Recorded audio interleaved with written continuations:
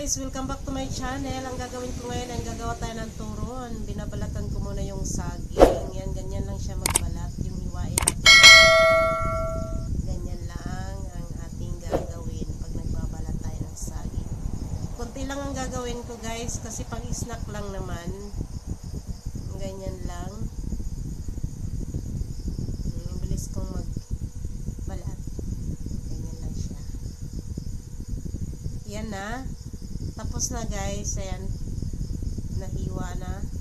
Yung gagawin ko na lang, papakita ko. Ayan yung may lumpia wrapper. Yung saging, kinalahati ko na yung isang piraso para madali siyang maluto pag ipipreto. Tapos may pangdikit tayo harina. Ayan, ibabalot na natin to. Ganyan lang gagawin. Madali lang gawin ang turon.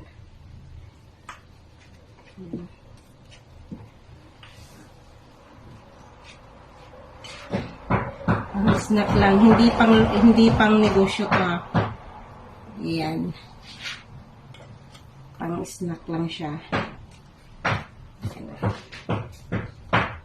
Ang una pa lang ginagawa ko, hindi. Ayan, ito yung tama. Ayan. Ito yung tamang pagbalot. Yung unang ginagawa kong balot ay hindi. Ayan siya. Ayan. Maganda yung lumpia wrapper natin ngayon. Kasi hindi siya butas-butas. Ayan.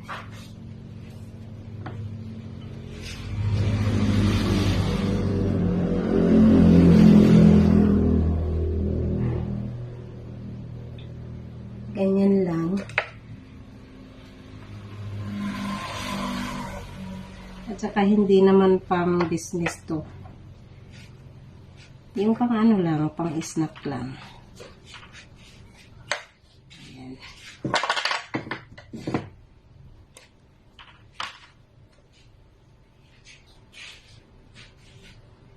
Yan yung turon. Yan na guys, konti na lang. At saka maliliit yung lumpia wrapper natin. Okay na rin kasi yung saging, maliliit din naman. Kaya, timing din. Na, maliit din yung wrapper. Ganyan lang gumagawa pagbalot ng turon. Ayan siya.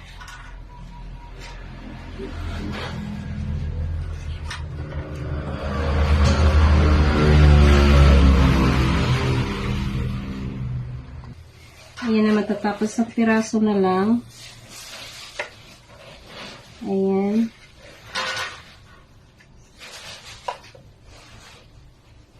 Ayan na guys, tapos na. Ipiprito na natin to. Ayan.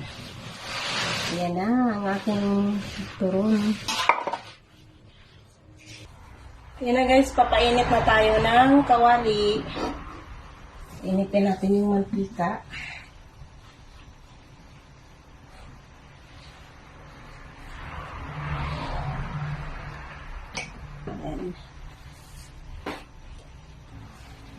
Ayan na, mainit na yung mantika natin. Unang-una, ilalagay ko muna yung asukal.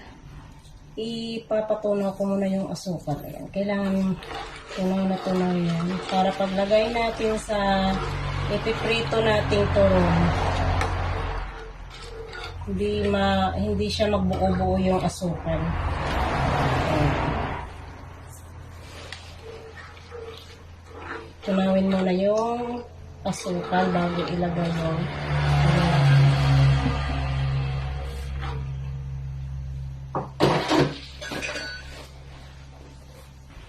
ayan na guys, tunaw na yung asukal. Kailangan hinaan muna natin yung apoy para hindi siya matutong yung turon. Ayan na, tunaw na yung asukal. At saka ilalagay na natin yung turon.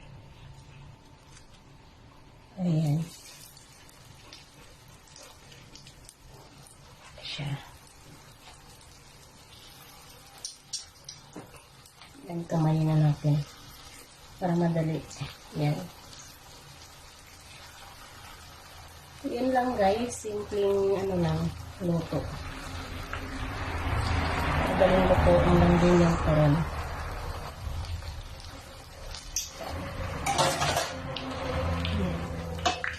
Hinaan lang natin yung apple para hindi siya matutong. Ayan.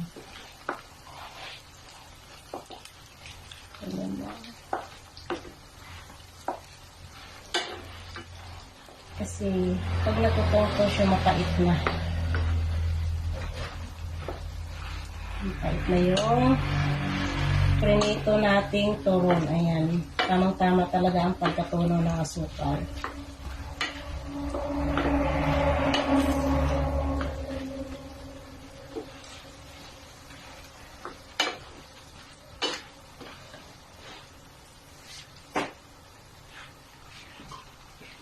Ako mapasok ba?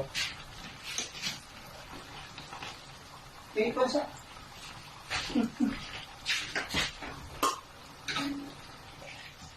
Yan na guys, luto na. Ayan, tanggalin na natin. Dito natin ilagay para mag-drain siya yung mantika na maiiwan.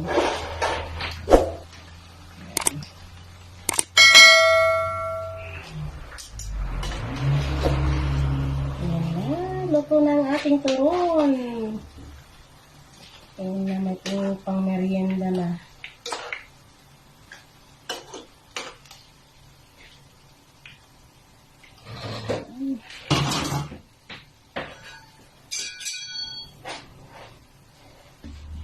Ayan na, luto na ang aking turon. Finished product. Bye-bye. Thank you for watching. Ayan, snack time.